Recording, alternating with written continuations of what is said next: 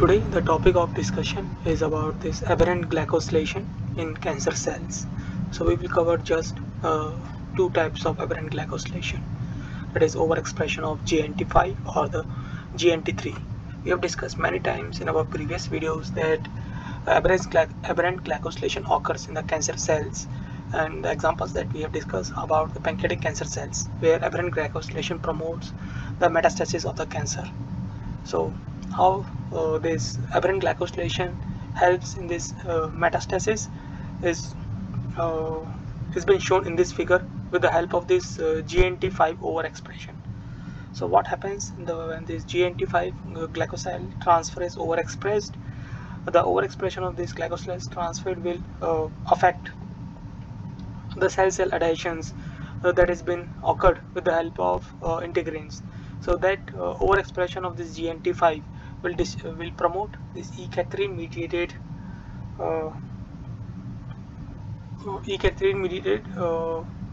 it will decrease, not promote, it will decrease E-catherine mediated cell adhesion.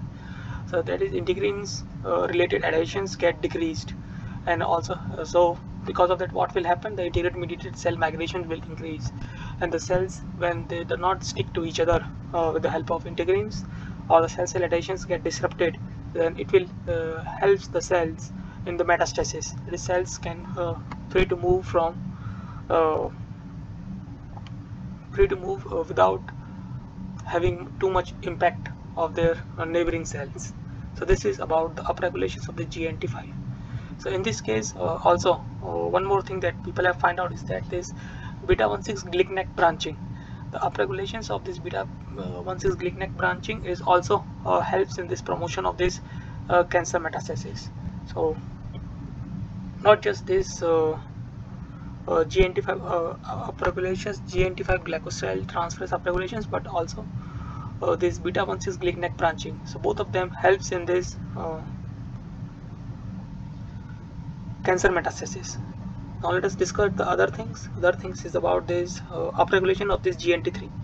So in the case of upregulations of this GnT-III, what will happen is that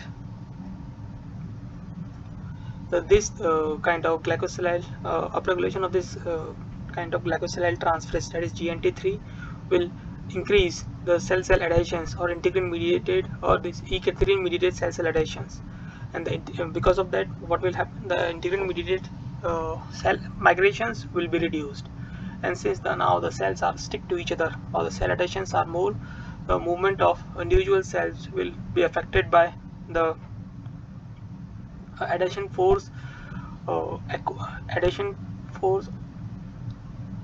absorbed absorbed by the cells because of the neighboring cells through these cell adhesions with the help of these integrins, and that will lead to the suppression of the cancer cells. Not Let me recorrect it. It will lead to the suppression of this cancer metastasis. So it means the cancer cells will have to put more force to migrate or metastasize. And there is one more relations between GnT-V and GnT-III is that one can consider GnT-V as a antagonist of GnT-III, because GnT-V cannot work on this bisecting glycan, whereas GnT-III can work on this bisecting glycan. So this is just a glimpse of how the aberrant glycosylation can promote cancer cells.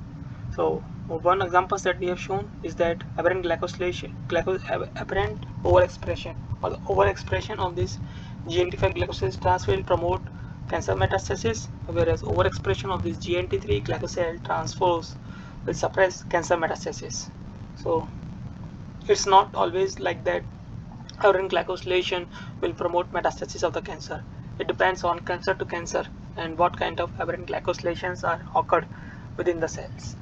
And these things are been clearly understood from these two examples. That is, one,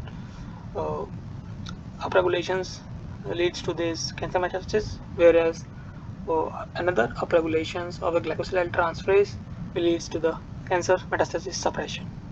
So I hope you got just a basic idea about, or preliminary idea about the effect of aberrant glycosylation on the cancer cells and how they might promote metastasis and how they might suppress metastasis. If you need to understand more about this topic, that is aberrant glycosylation in cancer cells in detail, you can go through the reference that has been provided in the description. So that's all for this video. Thank you for your time.